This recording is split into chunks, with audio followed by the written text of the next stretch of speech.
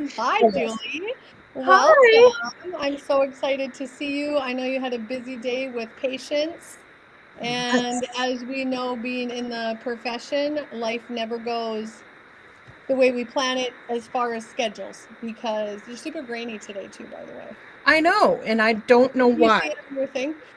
I had to get because I even on my Mac or my HP, it's grainy. You weren't last time though, but I ended up having to get that. I'll show you, send you a picture of that little thing. But anyway, we're live, and so I'm so glad to see you. I know you had a packed day of patients because that's just how you roll. And schedules never go the way we want them to or plan them to when you're dealing with mental health because we're always showing up for clients. So I'm glad you made it. We are going to get right into talking about attachment styles today, which I love. So last week in our first episode, we talked about narcissism. Like what we're calling this is really talking about the overdiagnosis in today's society, especially with social media, and how it's overused, it's misunderstood, it's thrown out there, and one of the biggest ones is it's Do you hear that? yeah, that's what I was talking about earlier. It's really loud.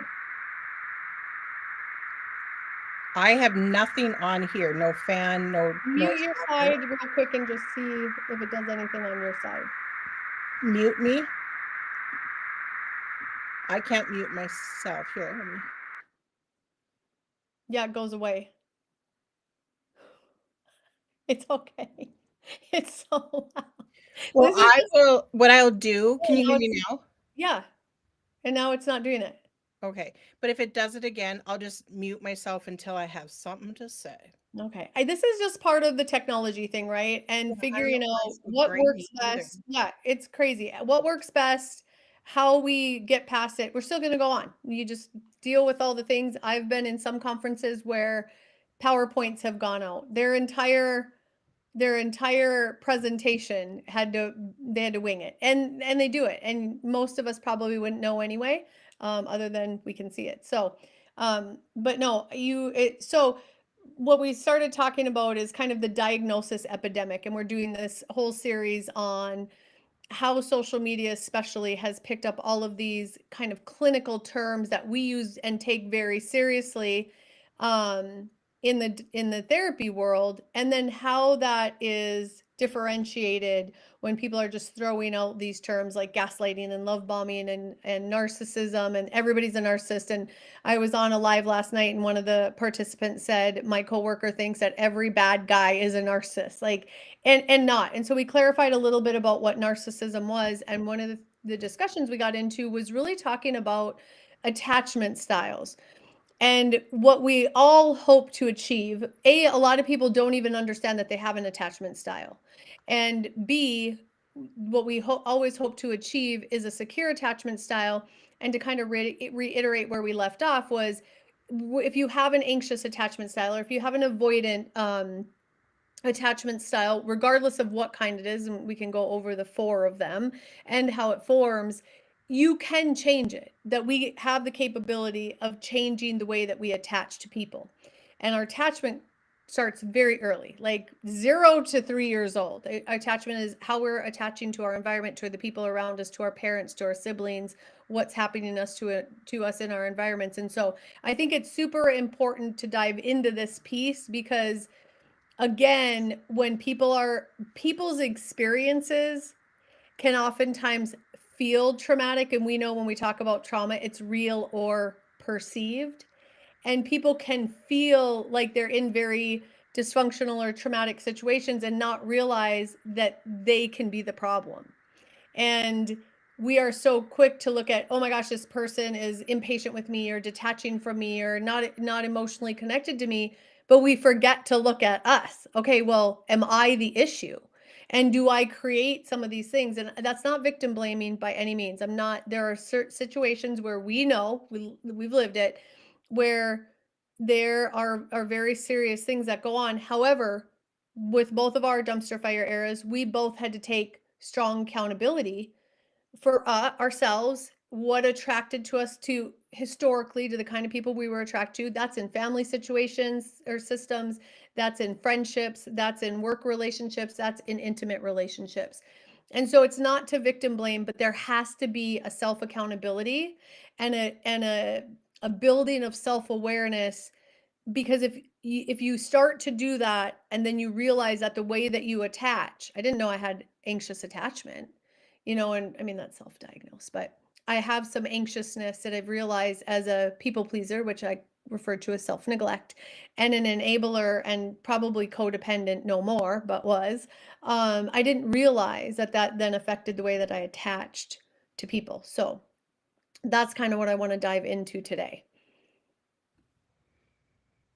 Okay, did we want to talk? I know if you had an outline or something, or did we want to Yeah, I think maybe what we could do is start with how, the the attachment yes, we talk style? about what the 4 are, and then let's talk about what is attachment actually, or maybe start, so let's start with what is attachment. And the way that I describe it when I do all the like neurobiology and the nervous system stuff is it, and you can expand on this, is really how your nervous system learned to do connection. How did Right. you learn to connect to people? And so you and I both have similar but different experiences growing up. I also have adoption thrown in there. So I was adopted at birth, and I do believe that impacted my attachment and how I viewed that. But and so I think we need to understand it's not your personality, or it's not like your deep-rooted personality, or it's not your character, it's your wiring of, so maybe you can expand on that. Right, and how our biological and how our systems perceive the world, and how our systems perceived our attachments in our world, whether it was, genetically, nature versus nurture, it's Yeah. 50%. That's been proven, right? And so it's like how our systems perceived it, because just like you can have two children or four Mhm. children raised in the home Mhm. with two parents, same parenting style, but one then can have a different attachment style or whatever, because their perception of that environment is differently. And that has to do with how you perceive it, what you've Mhm. been through biologically and psychologically, Yes, for right? sure. Yeah, Yeah. and how that wiring happened around your love, your safety, feeling like you were, if you were in a threatening environment or feeling like you were. Now, I'll just get in because my kids can appreciate this. And my middle daughter, she's literally the love of my life now. She was a tough one growing up. And so when you talk about the difference, the nature versus nurture, the oldest and the youngest had two different lifestyles, but very kind of just go with the flow and whatever. And then my middle child, I think back in the day, if you would have asked her, she would surely tell you she was raised in a basement, chained to a wall and given bread and water, right? Like she just, her perception, and I've talked to her, like, did you feel loved? And she didn't always. But I grew up very much as I kind of internalized I had to be strong all the time. And so some of my disconnect came with pull yourself up by your bootstraps, suck it up, get over it, don't cry. Well, then that, and I wasn't mean or cruel to my kids, but I had very little tolerance for hyper emotionalism, which then stifled, I believe now, their ability to always, to be able to show their emotions and me respond differently to each of them because they all need it. And then the baby of the family who's like, there's a huge gap with him and the girls, and his experience is completely different. But Yes, it he is. but on the other side of that, he also says I did too much for him. And so I didn't teach him to have to regulate or to do things independently. And so it is the nature versus nurture thing. And I think also so kind of to your point, it's good to understand that how did our caregivers respond to us when we were scared or sad or needy or overwhelmed? And I tell parents all the time, and I know you do too, children are not little adults. Hmm. And I should have learned that when I was a very young mom, and so I just did what I knew. So And anyways, go I ahead. think gender plays a role too, and it Yes. depends on versus who's doing the parenting, like, in it, and not picking on you, not picking on Devin, but he was the baby, he was the boy, and you have certain expectations of a boy versus a girl Yeah. because of your gender. And I Yeah. know I have 3 boys, and I kind of joke a little bit like God gave me 3 boys because I'm a really good boy mom, because if I had a girl, she would be in military school right Yeah. now, learning how to be the president, whatever, Yeah. My little conquering the sister was world, that way too. because I have expectations of differently. I know that I would be that way too. So, Yeah. Yeah, and I think, as people are on here and they're asking, themselves like, well, what is my the core question I think to ask yourself is how do you then respond in relationships? So when you need someone or needed someone, did they show up for you? Did they disappear? Did they hurt you? Did they over all the things? And so I think now we can maybe then move into we know what it is or how it forms, I guess, but then what are the types of attachment that people should be aware of? And then we'll talk about why it's important to figure out your attachment style because it interrupts it is in every relationship you have. You don't just have attachment styles with one person and not with another. It may show up differently, but I even think there's going to be very similar characteristics in some of those other relationships. Intimate relationships and family relationships probably shows up the and most. work relationships. Yeah. So, Yeah, that's true. so and there's 4 kind of main ones. Like if you go looking on the web for attachment styles, those are going to be all kinds.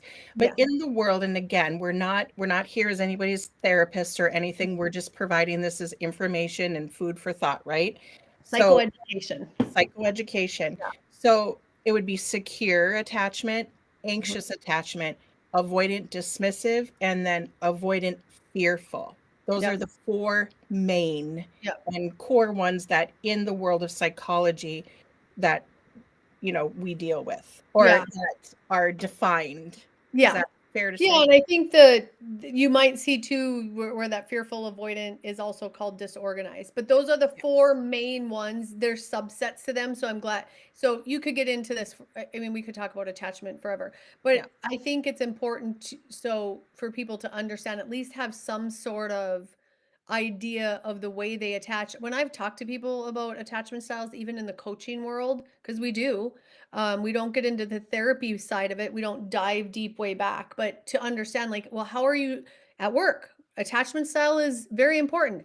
When your boss is being hard on you or coming down on you, or you feel like you're being criticized, your attachment style is going to affect that. Coworkers, when somebody triggers you internally and it's not even necessarily a conscious awareness, and then all of a sudden you're shutting down or you're just completely overwhelmed and you can't manage it. This all shows up in the way that we attach to people. So, and I mean, I think people think the word attachment can be confusing sometimes because they're like, I'm not attached to anybody at work. Well, you have interactions with them. You have to speak to them. There's different emotions, and different expectations and all the things. And so, um, let's get into the secure attachment because this is what we want. And so I think let's talk about what is a secure attachment. How does somebody know if they're healthy in relationships? Not perfect, but for the most part, healthy, which is the secure is like, I am worthy, I am valuable, I am reliable, all the things. Like, it doesn't mean that you don't ever question it ever, but you can bounce back out of that self doubt and very quickly. So, how would you, when you talk about secure attachment from a psychoeducational standpoint, if you were just teaching somebody off the street, how would you explain your version of what secure attachment is? I think secure attachment, um, it again depends on your role, like in a workplace versus intimate relationship, but that you're flexible and not rigid, Mhm, that you're willing to listen and mhm, not be like, this is my point of view and that's that, right? mhm, Like it's cooperative, it mhm. would be a big word. Um, and then also feeling like I can communicate, you know, I can, I'm not holding back. because I'm not going to analyze, well, what are they going to think of me or anything like that. It's like, okay, this is how I'm feeling. Yeah. And but I'm going to listen. I like to say, come to the table. If they come to Yes. the Yeah. table and not have, rigid rigid thinking, we could go on and on. I mean, so Mhm. much of this is, we could talk forever, Yeah, rigid just thinking. on one. We could Right. literally do a whole hour on one, and not 100%. even finish. I think too, to follow your point, is one of the things that I realized in having a secure attachment is to love somebody and be close to them, but that does not mean losing yourself in that person or in that relationship. And so you can be connected with somebody, but you are very clear about who you still are within that relationship. So you don't build, or I guess one of the things I teach is identity confusion. You don't then lose yourself in the relationship to somebody else. Right. And I think to kind of, and again, to go back to last week, in a relationship of, when a person, I'm getting that noise again. Just, It's so interesting because it was, there you go. What is it? it's like when I'm on too long, I have to mute myself, and then Oh, it just, yeah. And now it's gone I don't, again. yeah, I don't know why. But like, go into someone in a secure attachment, it'd be more of an anxious attachment. And we'll talk about that. But it's not a secure attachment if I have to mold my life and behavior or tiptoe, like we Mhm, talked about last week. mhm. If I had to tiptoe around someone, and to say like, hey, I'm talking on the phone with Susie, and I can talk on the phone with Susie, I don't have to feel like I have to be somebody different in front of somebody, because I know I can love and trust that person and that they're flexible with me, you And know? you have peace even in conflict, and you can communicate clearly and feel safe in that. And if the other person isn't allowing that or accepting it, you don't get anxious or overwhelmed. You have boundaries in it. You Whereas set boundaries. anxious people are going to try to over explain and get more engaged. And so, and then I think the last thing maybe is, and I've always been good at this. Well, I was first round, not second round. That space, that having space could create anxiousness and panic in me because of the way the dynamics were in that relationship. Whereas in a secure attachment, you're going in healthy space, you're going to feel secure in that. You're not going to get overwhelmed or anxious or panic if the other person is doing their own things and hanging out with their friends or going, you don't always have to be like this. So, And I oh, guess sorry, I just had to yeah. unmute myself. And again, it's now you have to be aware of your partner's attachment style too, right? Mm, yeah. But a secure attachment person is like, I trust that person. Because Mhm, if we can't trust that person, mhm, that isn't secure in ourselves. It's not that, because if that other person is untrustworthy, mhm. that means we didn't set a Yeah. boundary with ourselves Mhm. and say, this is Yes, unacceptable. I love that too, because you made a good point that dependent, there is another person, if you're in a, if we're talking the relationship side of things, the other person is going to have their attachment style too. However, if you are healthy and you have done the work to become secure, you will no longer tolerate the avoidant, the dismissive, the kind of the anxious, because if that person isn't learning to regulate and become secure too, you're not going to be able to manage that for long term if you're really in a secure um if you're in a secure attachment. You just I recognize that, and the tolerance, I mean, I swung too far the other way for a while, but so I think in relationships you're looking at, you don't play the head games, the back and forth, in and out, or I'm hot and then cold and I'm in and out. You can repair conflict, the two of you can repair. I always say you can hash things out, but if you do not come to resolution to solve your problems, it's like then when you get heated again, guess what happens? You start bringing up all the shit that happened the last 5 years, and then you don't want, this is the big one for us, that chaos isn't chemistry.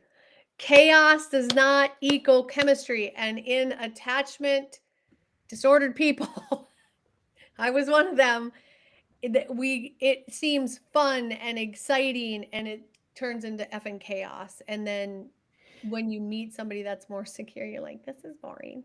Yep, this is boring. Yeah, like, oh, that's just, yeah, exactly. And I do want to go back, and I just had it in my thought, and I apologize, but oh, this is what I wanted to say. People say, well, we don't fight. And if they come in, I do relationship counseling, and if they say we don't fight, I'm like, someone is not being genuine, etc. Someone is, there's something behind the scenes.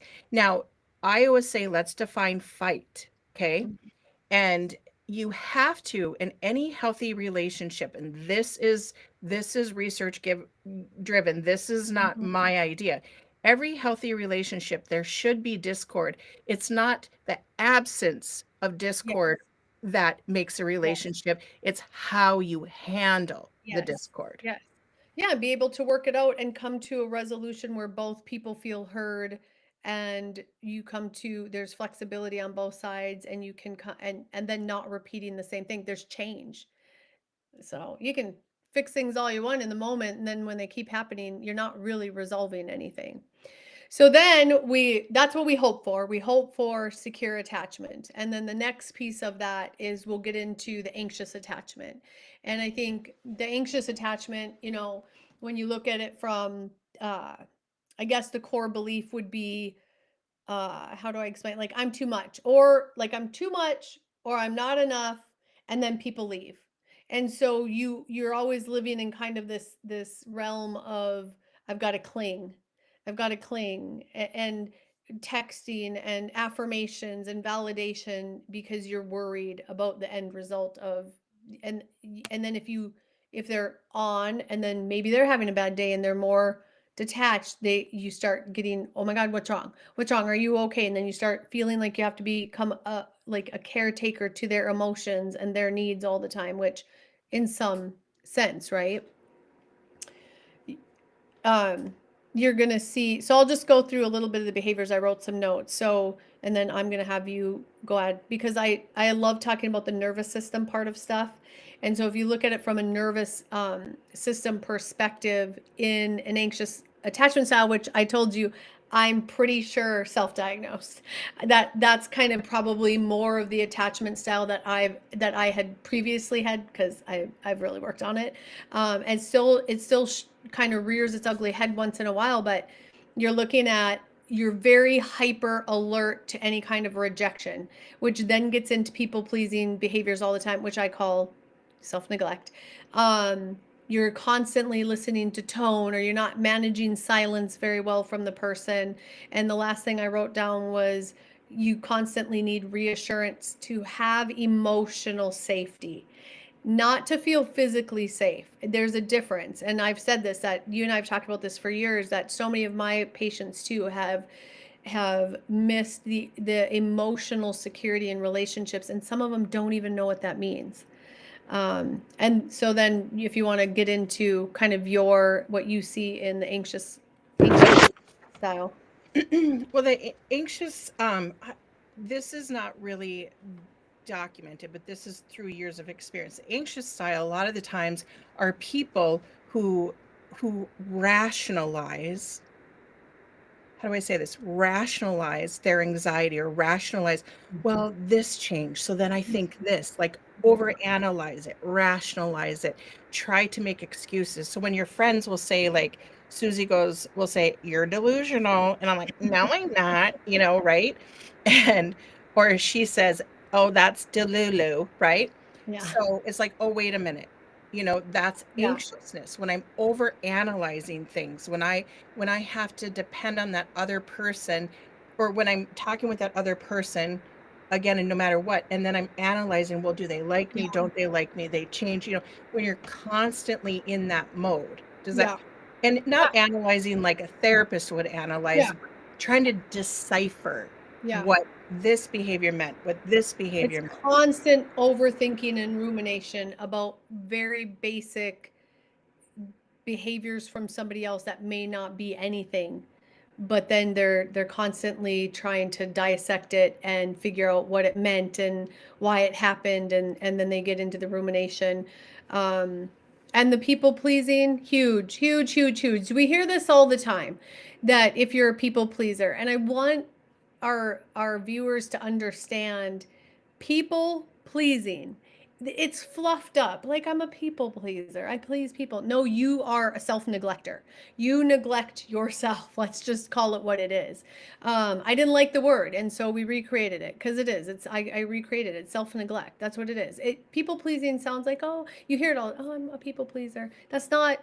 Yes, and there's nothing wrong with wanting to make people happy. I'm going to repeat this probably in every episode, but love does not equal sacrifice at the expense of yourself. Right. Go ahead. And just because, can I just piggyback Yeah. on that? Just because you're kind, there's a difference between nice and kindness. Yeah. Nice is like, oh, Susie, oh, your hair looks so shiny today. And kindness is like, Susie, your glasses are like this. You need to straighten them. That's kindness, right? So just because someone is kind or a nice person doesn't mean they're a people pleaser. Someone said to me once, and there's times where I'm definitely a people pleaser. But I don't think having a balance of that is a bad thing either. And I'm always like, there's always a middle ground where it's too little or way too much, and you've got to find that good middle ground. Like the bell curve again. You have your outliers and you should be in the middle. Yeah. But someone said, well, you're just a people pleaser. And I'm like, no, I'm just not mean. I mean, I can be mean. And lately this last year, it's like, you're kind of a people pleaser. What? I think you're kind of a people pleaser. I've been better though. I've grown. Oh, I would say so. Oh, yeah. I think we were both people pleasers. I think there was a big phase of my life when there was a situation that I was a people pleaser. But I genuinely, let me just mute for a minute. Where I genuinely was a people pleaser, right? And different avenues of my life. But I genuinely want the best for people, right? You do, but that is how the givers and the doers of the world become the people pleasers, because we don't have that balance. You've always shown up in relationships typically above and beyond than what's been given back to you, and you often pour from an empty. You don't, your cup, I don't know how it keeps filling itself, but you have always, to me, given more in your relationships than what you were given back. And I don't think things are 50-50. I think that's bullshit. I don't think people show up 50-50, but at some point somebody better be showing up 70%, 80%, 90% at times when you're feeling depleted and exhausted and tired. And I think the other thing too is, when you go through some of your childhood and stuff, not feeling like, I think we feel big, like things hit us hard. And one of the things I know about myself, and I think you're the same way, is I always remember thinking as a kid, I don't want anybody to ever feel like this. And I did that in my own parenting.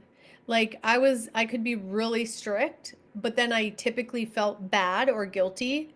And then it was like, you're grounded for a week. And then like a day later, do you want to do some chores to get off? And so there were some things I drew hard lines on, but I remember thinking when I was a kid, I don't ever, or embarrassment is huge to me. Huge. Like, do not ever embarrass me. That was one of my biggest things. And it wasn't abided by, but I hated it. And it actually, conflict would give me a stomach ache.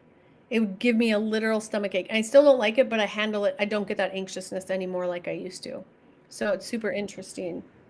And like I think, like what you said too, like conflict used to scare me, or having somebody yell at me or feel small. And now it's just like, oh, it's the whole idea of detachment. Detachment isn't eliminating people. It's I eliminate the emotional expectations I have of you because you disappointed me every time. That doesn't mean I'm disappointing. Because your view of me, etc. So definitely anxious. I would put myself into an anxious attachment, but I'm definitely have grown and growing away from that. Oh, hold on. I just realized we have a chat going over here. So in the chat, somebody said, I'm also a people pleaser.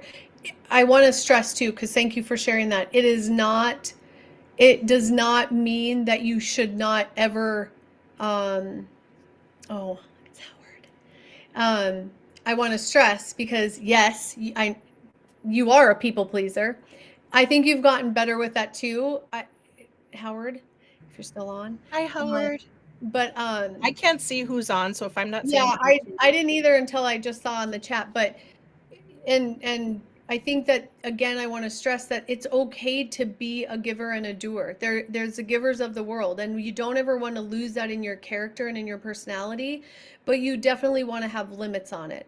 And sometimes and the takers of the world will cling to the givers of the world like nobody's business, and they become leeches, and we don't catch it. We just think we're being giving and nice. So I think you have in the anxious attachment style is the overthinking, the people pleasing, the chasing clarity, always wanting to have confirmation and he's still there. Affirmation, fear of abandonment is huge in the anxious attachment. So you're going to overdo and overdo and overdo. I told you this. I used to think that love meant you give more, you do more, you be more, you show more, you work more, you buy more, like whatever it takes. If you love somebody, you just keep showing up and doing it, and eventually they'll be like, aha. Well, that doesn't fucking work with some people, as we know. They just keep taking and taking and taking. They take and take and take. Yeah. And then other people will say, well, why did you do that? Yeah. Well, it doesn't mean that that love wasn't real, whether, excuse me, romantic or friendship. Doesn't mean that love or care wasn't real. It just meant like I just had that exorbitant hope and I was neglecting Yes. myself. Yes, 100%. Yeah, and I just don't think I really feel confident too that I mean, listen, I'm 4 years out this month of my last relationship and post dumpster fire era. And I am still there's still little things that I'll catch. But I'm definitely I feel very deep internally the shift. So, I mean, some of it's maybe a little too far the other way, but yeah, that might soften up later. We'll see. Maybe not. Um, and so the fear of abandonment and then the emotional spirals, emotionally spiraling. Like these are the people that'll text 52 times when there's an argument and call me, text me, why aren't you talking to me? Or the breakup, and they become obsessed. And and listen, I'm not saying this to call anybody out or be mean, but I think it's important to be real and raw about it because we can't recognize that it's an issue. If I just told a client today, she's darling, and I said to her, listen, we can't, self-help is ridiculous to me. Listen, and I'm not, all the self-help people out there, whatever, you can come at me. Um, what I mean by that is we can typically read a book or we read a quote or we hear a song. Oh, I had a good song. I sent it to you. And it's a good one. Yeah, I sent it to you, Julie. And it'll impact us for a week, a day, a week, a month, but it goes away. Because how are you helping yourself when you're coming from your same perceptions, your same internalizations, your same core beliefs, your same modeled behavior, you're living what you learned? We can't.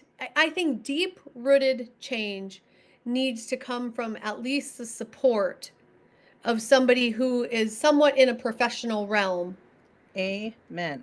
to help the person create the change. One of the client today told me, she said, I can't put into words though. Like I'm not going to be able to tell you. And she was amazing. I was like, girl, if you think you're struggling, she was amazing, but she didn't see it in herself. And she said she gets all these jumbled things. She thinks that she has short-term memory loss, but it is such an emotionally heightened, ooh, she's in a relationship. Like she does not recognize this man is a complete, but he'll say things to her like, huh, well, you tell me what I have to change. Like he'll tell her, you need to do this, and she goes, well, you have things you need to work on. He goes, like what? And then she gets so anxious because what she's anticipating is his reaction because she knows he's going to get pissed. She knows he's going to deflect. She knows he's going to gaslight her, but she didn't recognize that's what was happening to her. So she thought she was losing short-term memory because she couldn't think of anything to say or recall all these things. And this was just one example. So I'm going to start working with her. Actually, she came off of TikTok, if you want to, if you can believe that. But she's darling, and she's an older lady my age, I mean, not older, middle. Like I I'm was saying like, like, what? she's not in her 20s is what I'm So saying. she's an She's older. older Like, lady well, my age. At least you're older than me, so that's good. she's got life experience. But it's heartbreaking to hear somebody not even recognize and then thinking that they're losing their memory. And I'm like, your nervous system is completely out of whack. Yeah. And she didn't recognize it's a jumbled, you can't organize your thoughts because you're so nervous that you can't put them into concrete, whatever. And I just told her, listen, I'll help you verbalize it and we'll walk with you. But again, self-help, she's tried it. And I'm like, it doesn't fucking work. So for all you self-help gurus out there, no offense to Mel Robbins, can't call her out here. No, no. Because Mel the Robbins that let them, but that the and theory the five is okay, dangerous. Five, yes, four, three, and two, five, four, one. three, two, one. You are making people feel this is not listen to somebody who's maybe regulated, somebody who's healthy, and they just need to get the 5, 4, 3, 2, 1 and go to the gym. Mm-hmm. But it lets people down, I think, in themselves to feel like if I can't 5, 4, 3, 2, 1 myself into just changing my whole life, then something's wrong with me. No, that for a lot of people is an impossible expectation. You haven't done any of the groundwork. You don't even know why you can't 5, 4, 3, 2, 1 yourself to get out of bed, or and then you're negating people who really have deep rooted clinical diagnoses and are struggling. Like, if everybody could 5, 4, 3, 2, 1 their lives, we would all freaking do it. I'm gonna 5, 4, 3, 2, 1 myself to the gym every day. That hasn't happened yet. So, but anyway, I'm off task. But anyway, so it just the self-help stuff, it hurts my heart because people get duped by it.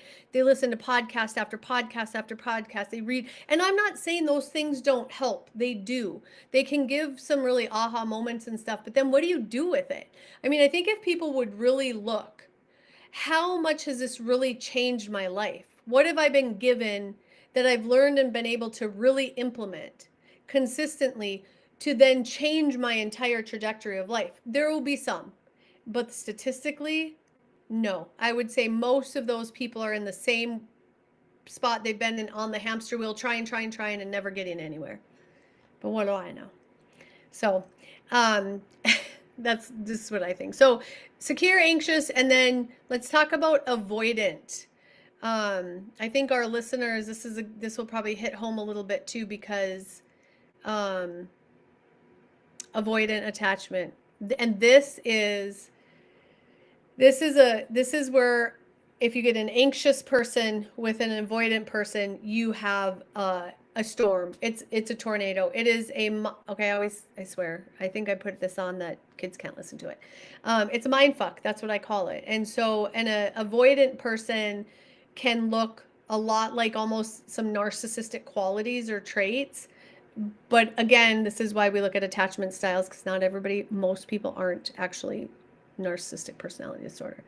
And so a core belief of an avoidant is um, needing people, trusting people is dangerous. Right. And also, if I may, I don't Yeah, mean to. yeah, go ahead. So like avoidant too will downplay the importance of relationships, right? Mhm. They'll be like, well, it doesn't matter. Like I am who I am, right? Like Yep. you be you, I'll be me, you know? Yep. Like so someone would say, and I've been told this, like you're too good for me, right? You know, right? You're too good for me or What I um started saying is, yeah, you're right. yeah. Mhm. Yeah, because You're right. you're unwilling to work on things, right? Mhm. But Yeah. also that downplaying of a relationship, like, well, I really don't need you anyways, like Yeah. whatever, you know, or the importance in their life. Because Yeah. yeah, okay.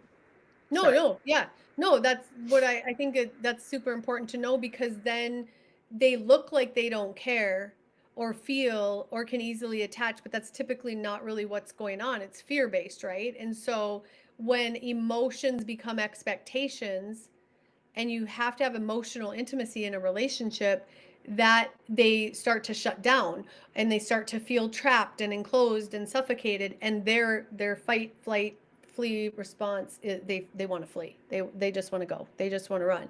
And so I think what you said earlier, even in an anxiousness with this one, they will try to convince themselves that it's better to just be alone. I've seen this where people I've had clients like this where they're very successful in business, terrible with relationships at home, and family will say, why can they be so good to other people? And it's because, and I tell them, because it's transactional. When you're building business and you're making those relationships, it appears they're deep rooted, but it's superficial. It's very transactional, and so there's no emotional investment. But then they show up very avoidant in the relationships that are should be deep rooted, because the emotional expectation becomes so much. So then they end up, when things start to get real, they pull away. They avoid deep rooted emotional talks, or they tend to deflect or project, right? Man, I've had so many clients that have dealt with this. And it can come across as kind of grandiose, and that's why I said it shows some narcissism in there. But there is a difference between someone who's an avoidant attachment because of what they've learned about connection versus a deep-rooted like personality disorder. Right, and some of that background with avoidant doesn't, I mean, this background that I'm going to talk about can go into anyone, but where there was that absence of the nurturing or perception of nurturing, Yes. or like boys don't cry, or Yeah. pull yourself up by the bootstraps, or like, just work hard, and there's not like, where we would say to our child who's upset, like, that's ridiculous. Why are you upset about prom? Mhm. Or, Yeah, like whatever, where we unfortunately, I was a lot like dismiss. that with my Yeah. girls. Yeah. Yeah, and so Mhm. that's some of the background where that person can perceive, well then, well, I'm just gonna avoid, and they're usually very, very, very self-reliant. Like Yeah. I Yeah. perceive myself as self-reliant, but I don't want to be, Yeah. you know, all the time. But then when someone Well, when does you something, get stuck in relationships where you got to be the man, I mean, that tends to happen. So I'm just gonna throw that out. yeah, Yeah, so you're going to see behaviors like pulling away when things get real, avoiding deep-rooted emotional talks, minimizing their needs and yours. I was a lot like this. I don't know if very many people in my life from birth to probably my very early 40s, before the divorcing my kids' dad, I don't know how many people could actually say they ever saw me cry, quite frankly. Before my dumpster fire era, how many times do you think in our whole life you ever saw me cry? after I beat you up for chasing me around the gym singing Tiptoe Through the You Tulips. didn't even beat me up. I think you cried. It was so mean. I was probably like, why are you crying? It's nothing to cry. Exactly. No, you don't like emotion. No, not very often. I've gotten better. Well, And then after emotion, Toomey, I cry more. and I don't want to say you don't like emotion. You Yeah. don't like people who like could get that grit. Let's get it. That sense of weakness maybe. I And love even emotion in others. I can very much manage emotion in others. I do not have, I used to not, I just felt like be strong, be tough. Don't let people see you be weak. That's how I internalize things. But obviously I'm a therapist, so, and it's funny because, but then in our job, I got into a job where you can't really show emotion, and you shouldn't, because you're the tough one for your client. You're the rock for them. You're the strength for them, getting them through. I mean, I had a social worker that she'd cry during her sessions. She was a therapist, and I said, you need to quit that. And she had a client who had gone through some severe sexual trauma, and the client said, I don't think you're the right person for me because I'm feeling responsible for you. Well, any therapist out there, if you cry, I'm going to call. I don't agree with that. I would guarantee you I'd have therapists that would argue that with me, but I don't think that I don't think that you can't show emotion. I do not think you should cry with your clients, because they're already vulnerable, and it creates a situation where, unless you're crying because they've done such a great job and they've done such, because then you're crying out of joy, not out of feeling traumatized yourself. is this going to remain professional, or could we be personal? I Oh, we think can do there's whatever we want. times in a therapist's life Yeah. that at a certain age and certain hormones don't work well, there are times that someone may cry.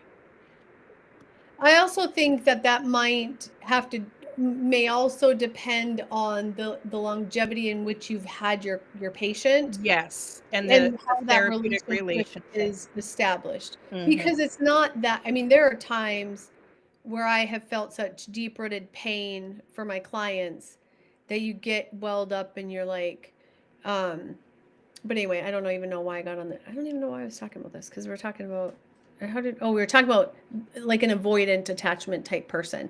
So it's interesting because I'm a very I'm very when I love hard. But then I have this line of where you should have what I like my thoughts back then was emotional regulation. Like I guess I've always had a mindset that no matter what happens in life, it can be fixed or you can survive it and you need to figure out how. So then through personal relationships, I never understood like, well, I have clients that will repeat back to me like, you always told me this isn't a catastrophe. This is just life. If you're going to have pets, they're going to die. Get over it. Like, stop acting. But here's the thing. I'm not, I'm not being cold. By the way, Howard got a new puppy. Um, Listen, that doesn't mean that you're not devastated that your pet dies. But if you're literally going to crumble to the end of the earth and not know how to move on, oh, I could get some backlash for this. We're going to get off this topic. So, yeah, we're getting off this topic of pets, but I'm just saying like life is hard and it's messy and we suffer loss and grief and you can't just get over it, but part of my issue in the past was needing to like that's what I felt. Like why can't you just get over it? Then when I became a therapist, I started learning more. Obviously you learn when you're sitting in that chair and I've always had very deep-rooted empathy and compassion, but also that line. And that's part of personality stuff. And that not even personality. I think behavior because a lot of that has shifted in me. A lot of it has. Look at my relationships too that I was in since I was 15 years old. I think they contributed to a lot of what I had to endure and how I felt I needed to show up in life. So anyway, with the avoidant attachment, I think in relationships they typically are going to attract the anxious, which is a disaster, and they're going to feel smothered because you have an anxious person trying to attach to an avoidant who's trying to flee and they're trying to cling. So they've got him by the ankles. Well, and this person, the avoidant's like, this is too much. I can't handle it. I need to get out of here. And the anxious is like, please love me. Please stay. Why are you rejecting me? And so, okay, we'll move on. What time is it? Real quick. So anyway, oh, oh yeah, we only have like 10 minutes left. So then the last one is what you called, I think, fearful avoidant, and sometimes referred to as disorganized. So I want closeness, I want this, but it's terrifying, and so it's dangerous. Or I think the fearful or the fearful avoidant, the disorganized often will have, if you get into their past, some trauma history there. What are you going to say about it? Yes, it would be where they want relationships and they invest like they invest fully and but they have constant fears, right? Where it's like fearful that the relationship they could be up here where they're fearful that the relationship isn't going to work or that I'm not good enough or whatever. It's up and down, and that's like you said, disorganized, Yeah. and they absolutely fear rejection. And these individuals are the individuals that will say, like, here, just one moment, let me just that noise happens, just hold on a second. Okay. So weird. I don't know what that It is. seems to grow as the time goes on. But the Yes. people are like, I just want to be loved or just someone love me. But then yet they then at moments then they become like hold people at a certain point. I want love, but I'm not going to let you in. Kind of that Don't come push too far pull. in. Push pull. Yes. Like come And it's in, go just away, come in, go yeah. away. Yeah. Such a good explanation of it. I think Yeah, it's and they're just fearful of no yeah, matter what's happening. yeah. It's like I want the bonding, but then when it happens, then I'm going to push away because the fear comes in. And so all the attachment styles are super interesting. I think the the fearful avoidant, when you say fearful, that's at the foundation of it, right? And so it's like they look at both, how do I say it, like abandonment and closeness, and they're both here. And so they want it, they fear it. They fear this, but they want this. And so it's this constant battle between the two. And then, what the disorganized part of what that looks like. So just trying to see if I wrote anything else. I have emotional whiplash is what I put in. And so in relationships, especially with anxious, I put down it feels very intense but unstable. Can look like love bombing and then disappearing, right? Because they're on and then they're off, and I don't know. That's a tough one. And so, obviously, when we start digging into the attachment styles, it's easy to see how it creates issues in relationships. And as you start crossing some of the attachment styles over, if you're not secure, especially that anxious, because if an anxious even gets with a fearful avoidant or an avoidant, I mean, there's no good. And then if you have two avoidants, you have avoidant and avoidant, fearful avoidant and avoidant, it's kind of this self-fulfilling prophecy. And so I think it's important. One of the reasons I wanted to talk about it coming off of the narcissistic stuff is because what I think in what I teach, everything should always begin with self-awareness. You've got to start self-reflecting, radically, honestly, deep-rooted, hardcore. It's not comfortable to have to sit and look at ourselves and go, okay, what the hell's wrong with me? But it's not to self-blame or to self-criticize. It's really to start a growth process. And so self-awareness and learning to self-reflect in a healthy way. And that's why I think having support, whether through a certified, competent coach who has experience in doing it, or a therapist, if it's more deep rooted, if you're into some of the more diagnosable stuff within the attachment stuff, a lot of trauma, maybe a lot of abandonment issues and things like that. But you in order for somebody, that's why when you're trying to self-reflect and you're looking at some of these styles, you having somebody guide you along, challenging your thinking, questioning, asking you questions. A lot of people don't like that. They avoid it. They avoid it because they don't want. I just told one of my patients today, I said, listen, he doesn't want you to tell him. He doesn't want to look at himself. Anybody in the world, let's just go with our country because they're pissing me off right now, but that says that they don't have anything to work on, or they don't need to work on anything, you are the issue. You are the problem. We do this for a living, and holy shit, we went through some pretty extreme eras of our life where we watched our lives implode. And so even we don't know it all, and even we acknowledge we're continually a work in progress. So I think part of what I want to encourage today is learn your attachment style. Listen, there's all sorts of free tools that you can go online, and some of them are reliable. They're going to give you a little bit of a basis of maybe where you fall in. Again, I think then if you are like I said, I didn't even know I had an anxious attachment until I got out of my last relationship. And yes, I survived it. And I got out of that, and it took me a good year to even have some sort of baseline to figure myself out. And then there were, like we talked about yesterday, there was a relationship that came in kind of just a talking, and I had anxiousness about it. Not intense, but I could feel it bubbling. And I was like, whoa. I thought this was taken care, like I thought I got rid of this or healed it, I should say. And so the great thing about it is that I recognized it right away, and then I was able to start tackling it right away and detach from and getting into the affirmations. And I just did a thing on affirmations today. So affirmations are great, but self-reflection of it, like where is this coming from? Why, how, da. Go ahead, Jordan.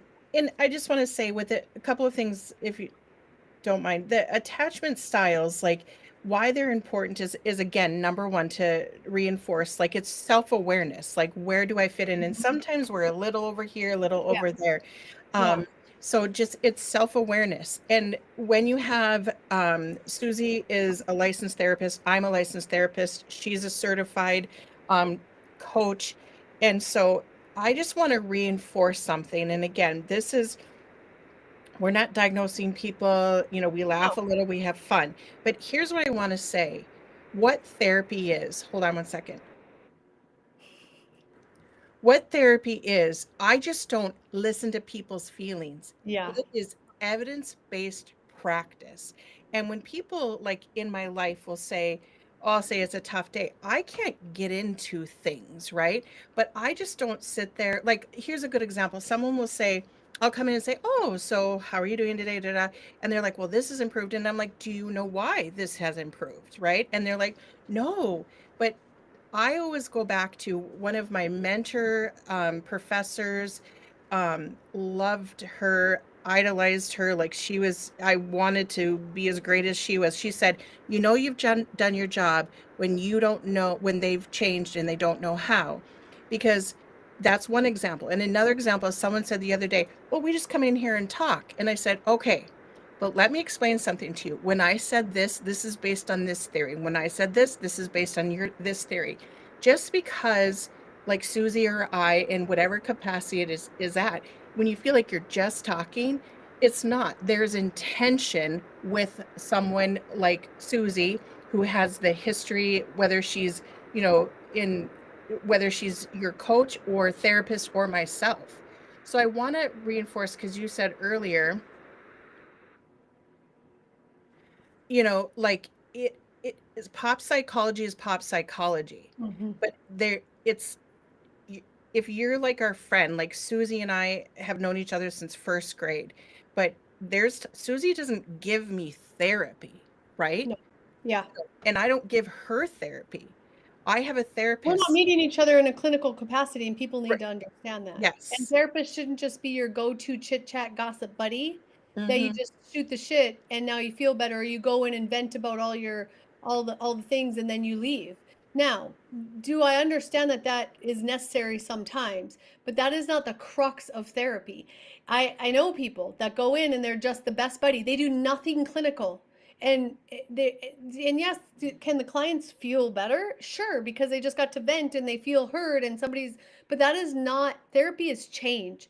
Therapy is creating self-determination in our clients to help them realize why they have repeated patterns, behaviors, to get over to work through and heal from traumas you don't get over it, and to really understand, right, the the deep-rooted kind of histories that and what creates the thinking, the feeling, the emotional regulation, the you're learning skills, and you should be challenged to create change, or otherwise why are you in therapy? If you just need a best bud or a bro or a girlfriend, that's great, but then you don't need therapy. And I do think there are those sessions where people just have to get it out 100%, but that should not be every session. And these therapists that avoid real clients that are struggling and stuff, and they just want easy, and they just want to talk, and they want to high five and talk about the mall, and no, then go get yourself a best friend and don't pay him $200 an hour. Because and clinically, I think there's liability, right? And ethical issues for someone who's licensed. So I guess this is a whole we'll put this on our series, because I think what I want to encourage people who are really in therapy to really evaluate if change is happening. I had somebody just tell me, I want so and so to come to you. She's been with her therapist for 10 years and nothing has changed. And this is somebody that's very close to her. And so she said, when I challenged her and asked her about switching, she goes, no, I want to stay with so and so because she's nice and she knows everything about me. I don't want to start over. But she acknowledged she, I think during the 10 years, she had 4 suicide attempts with this. And twice the clinician didn't even know. She didn't even tell her. She was hospitalized for days. And so to me, we can't know everything as therapists either. I'm not insinuating that, but there is a purpose, is what you're saying, behind therapy. And there is a reason therapists are educated. We go through 3,000 hours of direct supervision. Should a lot, yeah, this is a whole nother thing, yeah, but there's a reason for all of that. And so not just our profession is just like any other. There's bad hairdressers, there's bad doctors, there's bad therapists, there's bad mechanics. They're out there. And I think what I guess, since we're on this real quick before we close, and then I'm going to let you do your last spiel too, is that you just because you get with a therapist, if you are not, you shouldn't ever feel bad if it's not working, to go find a different route. And sometimes I've done that very little in my career, but I've had to do that sometimes. Like I really have thought like, you're too comfortable with me, and you're not working to change anymore. And a couple have gone on, and I'm like, I really want you to try somebody else. If it doesn't work and you hate it, you can come back. And they've done well. But I can sometimes feel the shift in my clients. And from an ethical side too, I have to say, like, sometimes you see me now as a friend. Like, you're too comfortable with me, and that can happen too. So I'm going to put it to you, but I want to say that when we look at attachment styles, we typically, if we are not secure, we typically don't attract what we want. We attract what we're conditioned to receive. And so we want this security in relationships, but if we're not secure in ourselves, you're not going to have the relationship that you're seeking and wanting and desiring.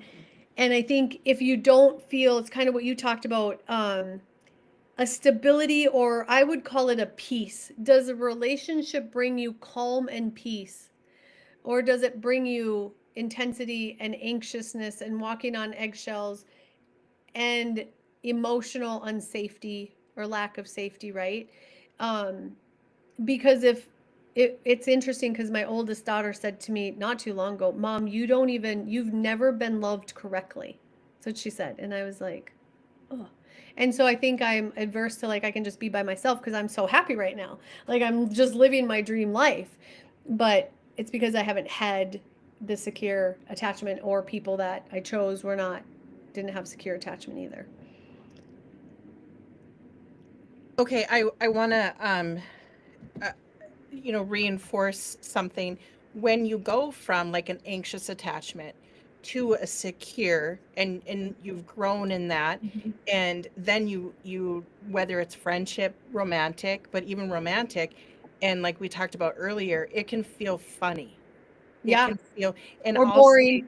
Yeah, or boring. And what I've said is, I'm in the process of healing how I perceive this relationship. Yes. That's my responsibility.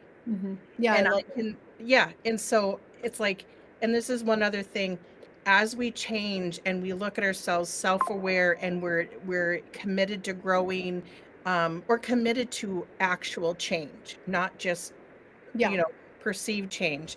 I think someone says, well, take it slow.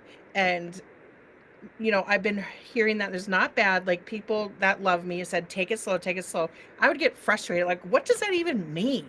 And I actually know now what that means.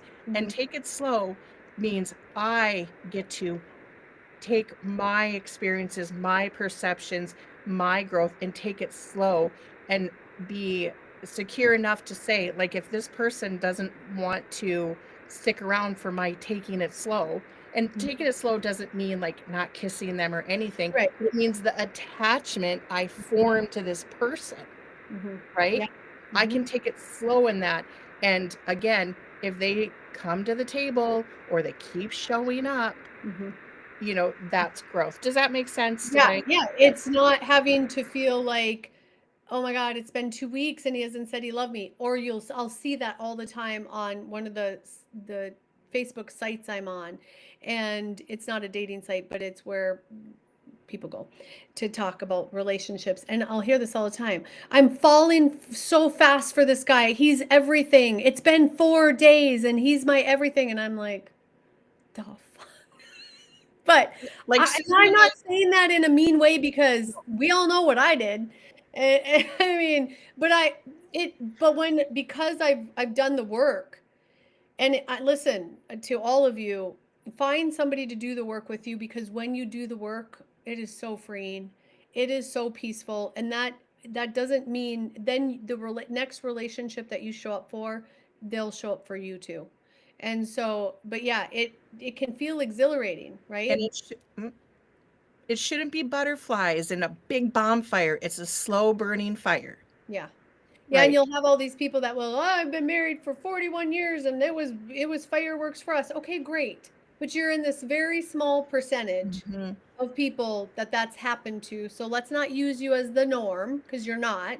And let's look at what statistics show and And what I doubt science that. shows and research shows. Huh?